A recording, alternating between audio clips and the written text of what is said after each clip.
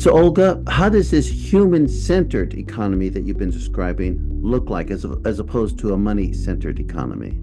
Well, there are four major pillars to that.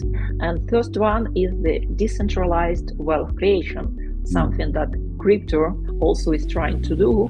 But Mhm. here, the wealth or the value creation goes through the acts of service for social contributions. And people decide freely whether to engage in that or not, whether the wealth is being created or not, and everybody can play a role.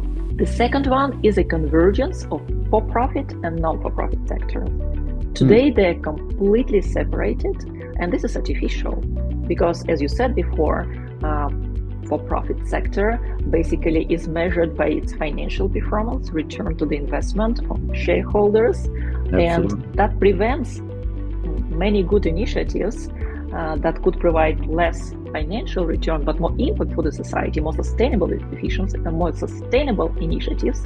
They will always lose against money generating activities. I'll give you an example of that. Green energy right now, or sustainable energy, I should say, anything involved in, saving the planet, climate change, things like that, they're actually facing headwinds, believe it or not, Olga, because the ROI, return on investment for those projects are not the same as they might be for other projects. You can get a lot higher return on investment for carbon type products, believe it or not. Oil, of course, is going to give you a much Absolutely. higher ROI. And so green energy is not as exciting to investors as it once was because pretty much everybody's focused on that money-centered economy. So that you make a very good point. What's the next pillar? Yeah, and before we go to the next pillar, Oh, actually, the non-profit sector currently is like in the infantry state permanently because they depend so much on donation. If they don't have the donors, they die. So right. on one hand, we have the for-profit businesses that are solely focused on making money, whatever Hmm. it takes. On the other hand, we have do-good organizations that Hmm. cannot survive unless Right. they are supported. So this keeps us locked in the current economic paradigm that is Hmm. inefficient. So converging these two would allow basically two sides to do something different and still create value together in cooperation. And that's the next point, because it's the new economic paradigm is based on cooperation and not competition as the current one. Because what happens in the competition is you destroy value, right? You Right. are fighting for a small piece and you believe that is limited. Hmm. But the wealth creation capabilities today are enormous because the technology has gone giant leaps to produce more and more. The human skills are there, the infrastructure is there. What is not there is the possibility of money to distribute this wealth. So money is like a bottleneck that prevents the economic growth. Hmm. And we compete for small pieces of the economic pie instead of cooperating to increase the pie.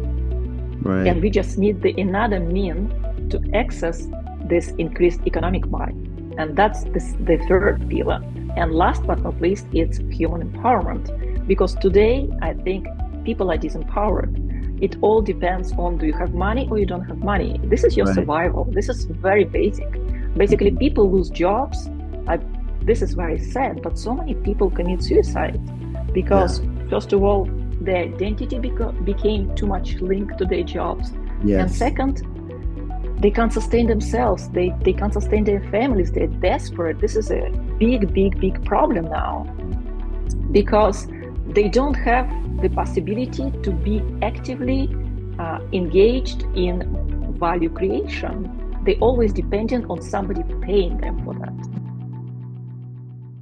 Olga, can you explain for me what the role is for global social enterprise and what they're going to do in order to bring about this change? The company is the enabler, is the facilitator of this value creation, recognition, and management.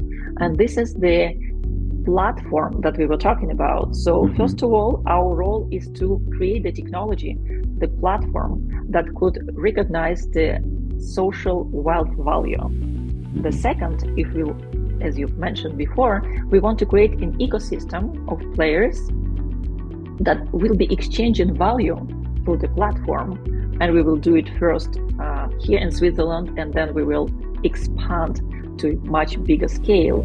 So the third role of the company is to promote this new human-centered economy and the tool to reach it. And that's why thank you very much for inviting me for this conversation, because the more people know about that, the more people can pick up on this potential to create social wealth accessible to everybody, the better are the chances to bring up this systemic change in the economy.